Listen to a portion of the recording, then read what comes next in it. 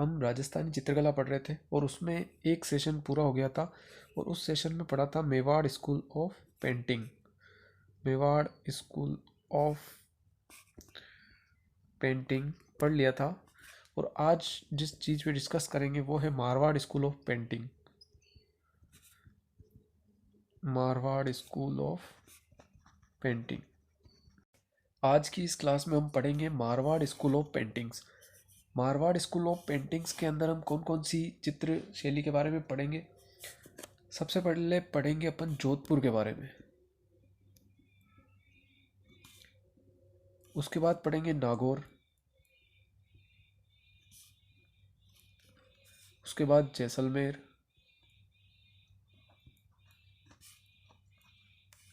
उसके बाद बीकानेर और लास्ट में पढ़ेंगे किशनगढ़।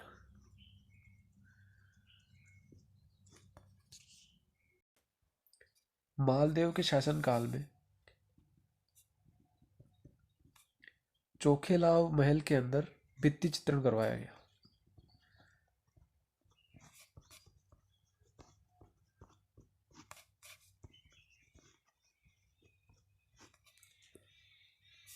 और दूसरा उत्तराध्ययन सूत्र जैन ग्रंथ चित्रित किया गया।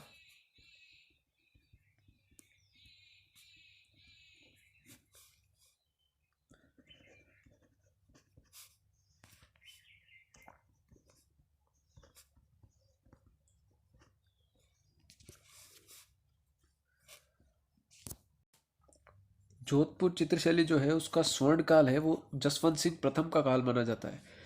कुछ एक बुक्स के अंदर मान सिंह को भी बता दिया जाता है इसका स्वर्ण काल है, मान सिंह का शासनकाल। जसवंत सिंह के शासनकाल में कृष्ण भगवान के जो सर्वाधिक चित्र बनाए गए, नाथ संप्रदाय का प्रभाव जोधपुर चित्रशैली के ऊपर कब से दिखाई देता है तो मान सिंह के काल से। मान सिंह ने नाथ चरित्र पर चित्रण करवाया, शिव पुराण का चित्रण करवाया और दुर्गा पुराण का चित्रण करवाया। अब देख लेते हैं जोधपुर शैली पर कौन सी शैलियों का प्रभाव दिखाई देता है। तो सबसे पहले नाथ संप्रदाय का प्रभाव पड़ा कौन किसके शासनकाल में, मान सिंह के शासनकाल में। जो राजा मान सिंह है उस वो खुद नाथ संप्रदाय के अनुयायी थे और उन्हीं के शासनकाल में नाथ संप्रदाय का प्रभाव जोधपुर चित्रशैली पर दिखाई देता है। उसके बाद है वैष्णव संप्रदाय। वैष्णव संप्रदाय का सर्वाधिक प्रभाव अगर जोधपुर शैली पर देखा जाता है तो वो विजय सिंह के शासनकाल में। विजय सिंह को विजय सिंह को जो जहांगीर का नमूना भी कहते हैं। उसके बाद है मुगल चित्रशैली। मुगल चित्रशैली का प्रभाव महाराजा उदय सिंह के शासनकाल में देखा जाता है। और यूरोपीय प्रभाव की बात करें तो राजा तख्त सिंह के शासनकाल में। तख्त सिंह के शासनकाल में एक चित्रकार हुए हैं एएच मुलर। एएच मुलर एक चित्रकार हुए, उन्होंने क्या है कि दुर्गादास राठौड़ का जो चित्र बनाया है, दुर्गादास राठौड़ का जो चित्र बनाया है वो चित्र इस प्रकार है जैसे कि घोड़े पर बैठे हुए हैं वो और नीचे रोटियां सेक रहे हैं, घोड़े पर बैठे हुए रोटियां सेक रहे हैं, जो कि ये बताता है कि उन्होंने अजीत सिंह को शासक बनाने के लिए कितना संघर्ष किया, कि मतलब घोड़े पर बैठ के भी रोटियां सेकी हुई है। जोधपुर चित्रशैली के लिए अगर बात करें कि इसका प्रमुख रंग कौन सा है तो प्रमुख रंग पीला है। और इसके प्रमुख चित्रों की बात करें तो चील, कौवा, ऊंट, दौड़ते खरगोश, भागते हुए हिरण, छोटी छोटी झाड़ियाँ और एक ये है पानी लाती पड़िहारी, ये थोड़ा इम्पोर्टेंट है। और घूंघट निकाले महिला, लंबी लंबी मूछें, टोपी पहनी महिला और ये खंजर पक्षी, ये इम्पोर्टेंट है, खंजर पक्षी। उसके बाद ये क्या है, खंजर पक्षी जो है प्रेम का प्रतीक है। मखमल की जूतियाँ, लंबी पगड़ी और रेत का टीला।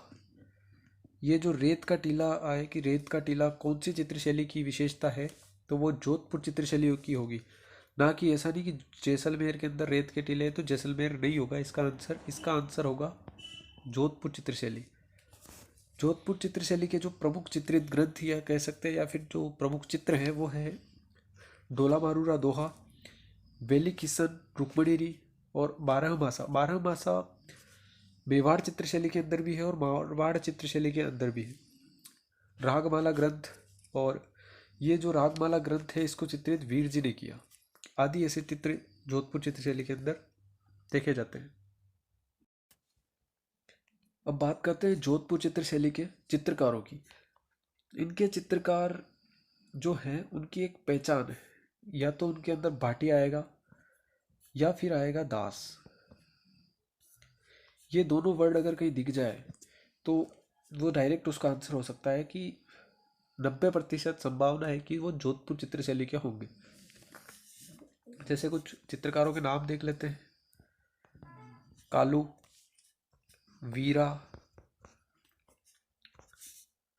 राम रतन, देवदास, रत्ना भाटी, शिवदास,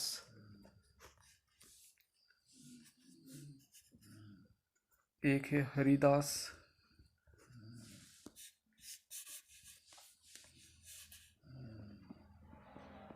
एक है अमरदास,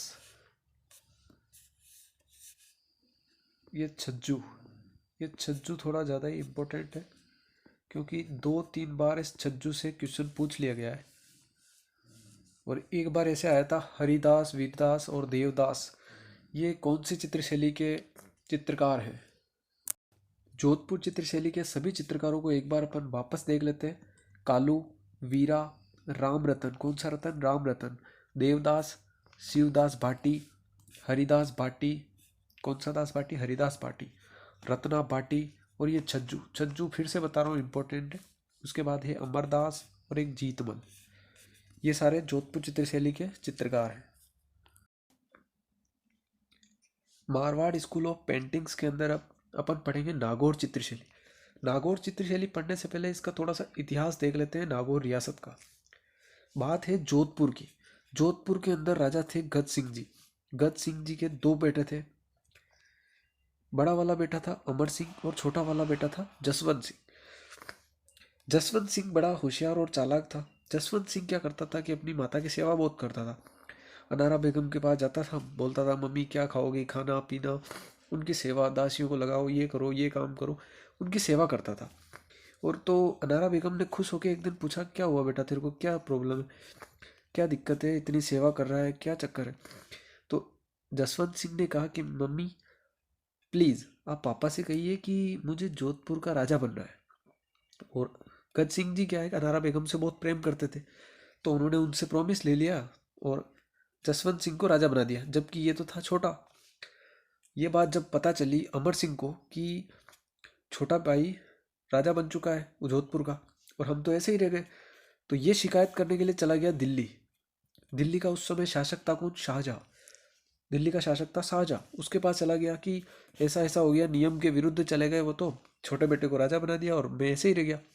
तो शाहजहाँ ने कहा भाई ठीक है, लड़ाई मत करो तुम, और हम एक नई रियासत का गठन कर देते हैं। उसका नाम रखा नागौर और कहा कि आज से ये भी एक स्वतंत्र मतलब रियासत है और इसके राजा हो आप। अमर सिंह को राजा बना दिया नागौर रियासत का। और ये बात है 1628 की।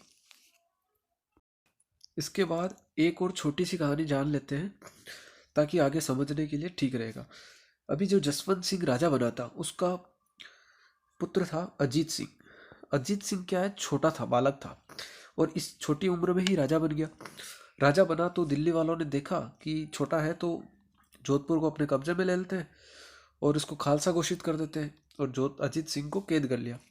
अजीत सिंह को दिल्ली में कैद कर लिया और जोधपुर को खालसा घोषित कर दिया। तो फिर क्या हुआ कि उसके साथ दुर्गादास राठौड़ जी भी वहाँ पे गए थे। तो दुर्गादास राठौड़ ने जैसे तैसे करके अजीत सिंह को दिल्ली की कैद से छुड़ा लिया। 27 वर्षों तक दौड़ भाग करके जैसे तैसे करके वापस अजीत सिंह को राजा बनाया, जोधपुर का राजा बनाया। और अजीत दुर्गादास राठौड़ ने क्या है कि बहुत मेहनत करी थी इनको। तो जो भी जोधपुर के अंदर काम होते थे शासन काल में, जो भी शासन से संबंधित जो भी काम होते थे, उनमें सभी लोग यही पूछते थे, दुर्गादास जी से पूछते, दुर्गादास जी से पूछते। तो क्या है कि जाहिर सी बात है अजीत सिंह के दिल में थोड़ी जलन होने लगी कि यार राजा तो मैं हूँ, फिर दुर्गादास जी से क्यों पूछते हैं बार बार, मुझसे पूछो कि मैं राजा हूँ, मुझसे पूछो।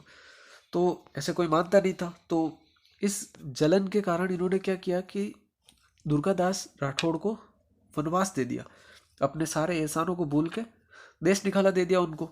देश निकाला दे दिया तो इसके जो पुत्र थे अजीत सिंह के, बख्त सिंह और अभय सिंह, इन दोनों को भी लगा कि यार इतने योग्य व्यक्ति को अपने अपने राज्य से निकाल दिया इसने, और ये खुद इतना मतलब सामर्थ्यवान नहीं है कि ये शासन चला सके।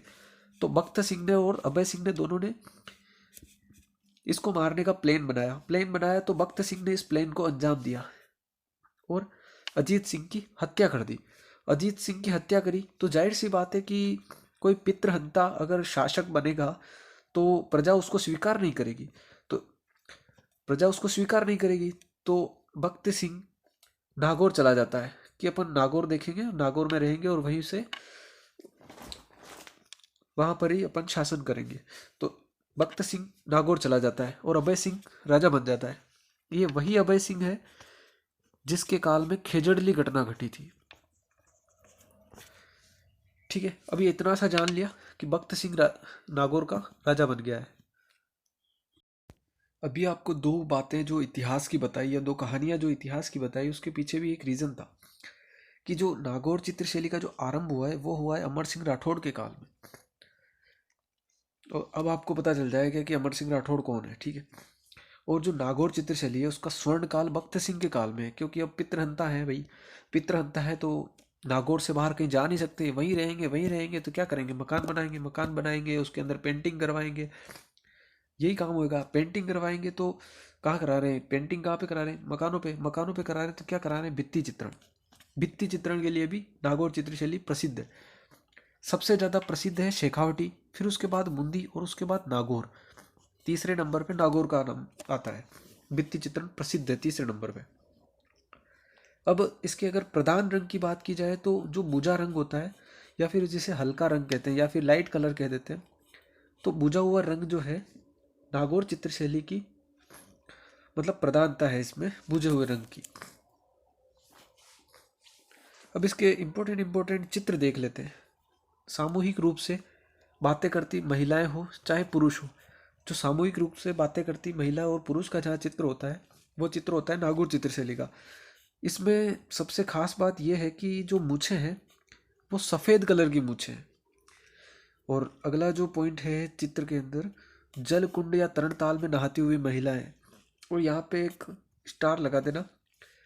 पंख युक्त जो परियां हैं या फिर जल परियां हैं उसके चित्र मिले हैं यहाँ पे।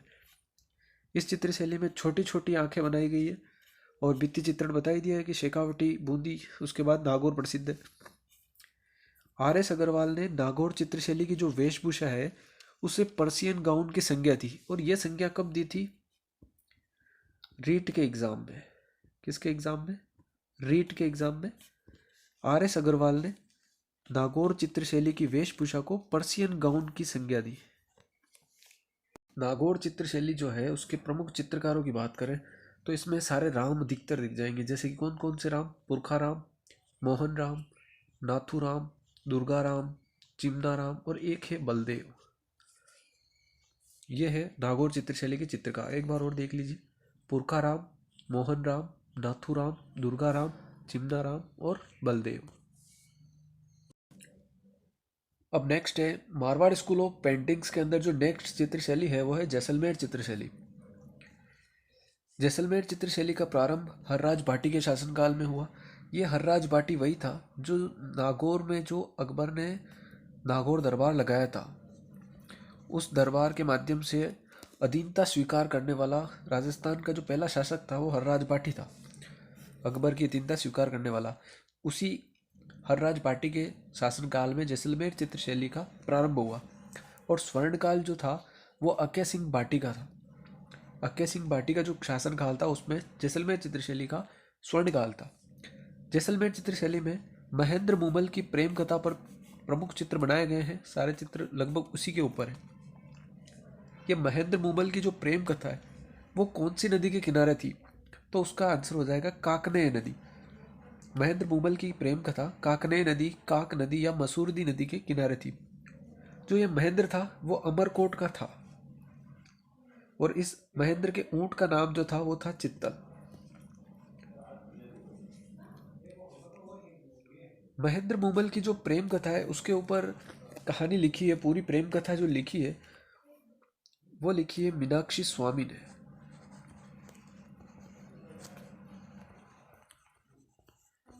ये जो मीनाक्षी स्वामी है ये किसी एग्ज़ाम में आई थी, याद नहीं आ रहा है प्रॉपर, लेकिन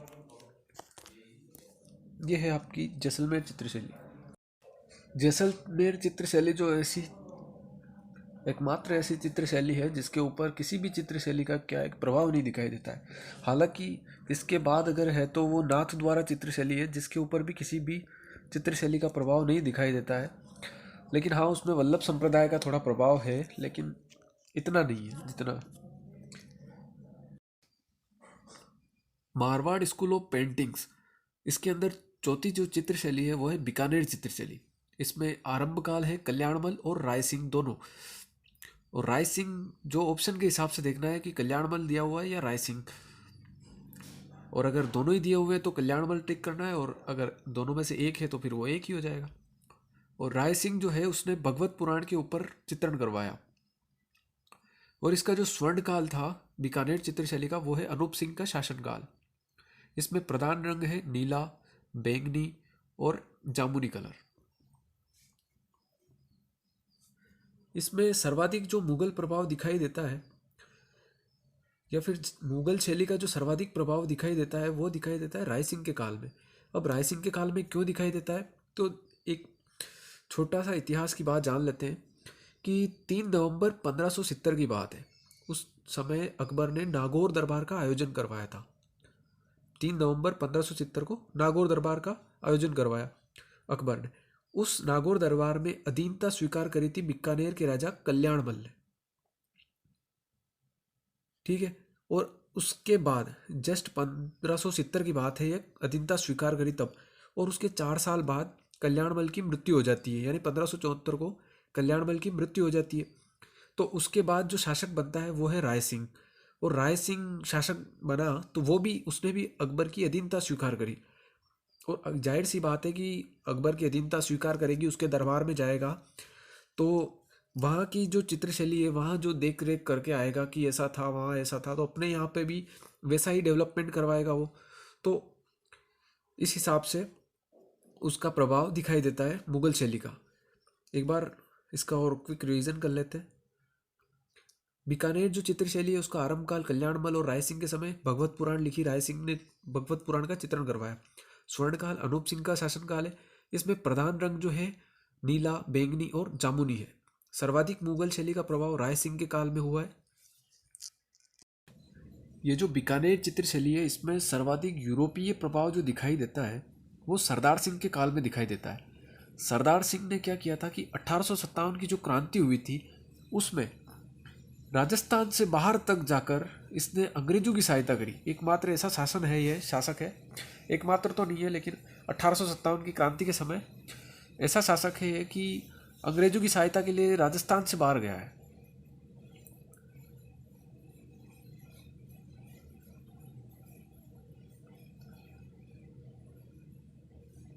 राजस्थान में सर्वाधिक अगर यूरोपीय प्रभाव दिखाई देता है तो वो दिखाई देता है बीकानेर चित्रशैली के ऊपर।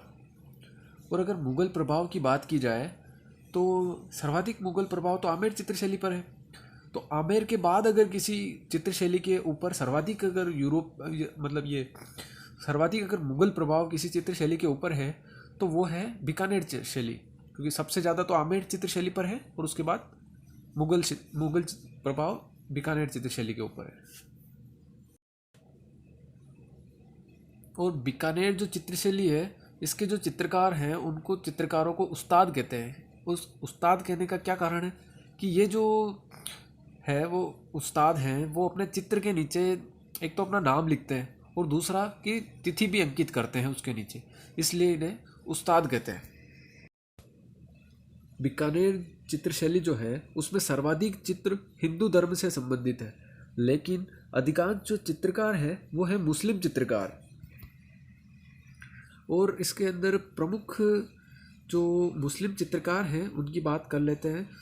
तो सबसे पहले है रुकमुद्दीन, और उसके बाद है अहमद हस सबसे पहले तो है रुकमुद्दीन, उसके बाद है अहमद उमरानी, उसके बाद है हसन, ये सारे चित्रकार लाहौर से आए थे। कहाँ से? लाहौर से। उसके बाद है अली राजा, उसके बाद है शाह मोहम्मद, और उसके बाद है राशिद, उसके बाद है कयाम अली। ये सारे मुस्लिम चित्रकार हैं। अब हिंदू चित्रकारों की बात की जाए कि हिंदुओं के जो चित्रकार थे वो कौन कौन से थे, तो सबसे पहला है चंदू। ये चंदू वो चाय वाला नहीं है, ये चंदू चित्रकार है बीकानेर चित्रशैली का। उसके बाद है रामलाल, उसके बाद है मुन्ना लाल, नरसीराम, हेमदास, पेमदास, धनदास।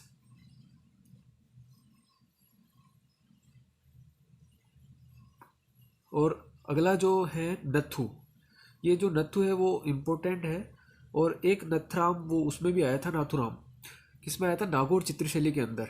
ये ध्यान रखना है क्योंकि पूछा हुआ है कि क्वेश्चन कि नाथुराम कौन सी चित्रशैली का है, या ऐसा नथु किस चित्रशैली का, ऐसा कुछ क्वेश्चन था। इसको अलग ही बॉक्स में बंद कर देते हैं। मारवाड़ स्कूल ऑफ पेंटिंग्स के अंदर अब जो 5वीं चित्रशैली है वो है किशनगढ़ चित्रशैली। किशनगढ़ अजमेर के अंदर है। और किशनगढ़ चित्रशैली का जो प्रारंभ और स्वर्णकाल और उसका जो अंत है वो एक ही शासक के शासनकाल में है, वो है सावंत सिंह। सावंत सिंह का शासनकाल है 1699 से लेके 1764 तक। और इसके अंदर जो प्रधान रंग है वो है गुलाबी। किशनगढ़ चित्रशैली का जो प्रधान रंग है वो गुलाबी है।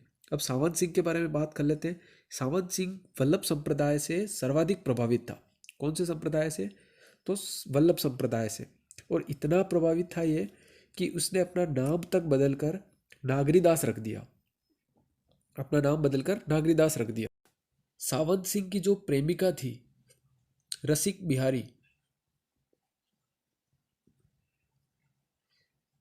उसके ऊपर जो सावंत सिंह ने चित्र बनाया है उसको चित्रण करवाया है राधा के रूप में। रसिक बिहारी को राधा के रूप में इसने चित्रण करवाया उसका। किशनगढ़ चित्रशैली जो है वो प्रेम पर आधारित चित्रशैली है। और इस किशनगढ़ चित्रशैली को प्रकाश में लाने का जो श्रेय है वो दो लोगों को जाता है। एक तो है फैयाज अली को और दूसरा है एरिक डिक्सन को। किशनगढ़ चित्रशैली का जो सबसे प्रमुख चित्र है वो है बड़ी ठड़ी। और ये जो बड़ी ठड़ी जो चित्र है उसमें किसका चित्रण किया गया है? तो रसिक बिहारी का चित्र किया है। ये रसिक बिहारी अंत्यपुर की थी। कहाँ की थी? अंत्यपुर की। और ये अंत्यपुर वर्तमान दिल्ली के अंदर है। और अगर इसका चित्रकार की बात की जाए तो इसका चित्रकार है निहाल चंद।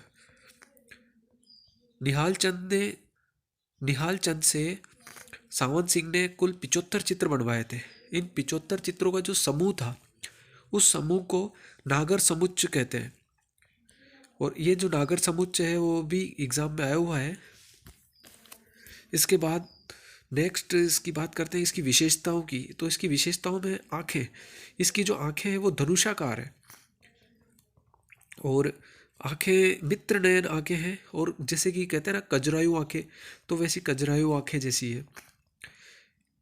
अब बड़ी ठड़ी जो चित्र है इसको भारत की मोनालिसा कहा जाता है। और ये मोनालिसा की संज्ञा किसने दी?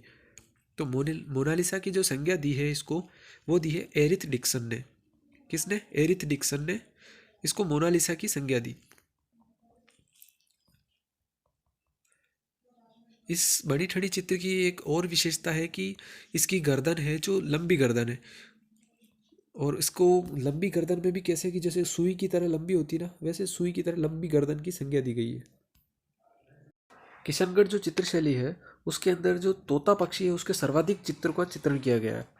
और अभी बात की थी मोनालिसा की, तो भारत की मोनालिसा है जो है बड़ी ठड़ी।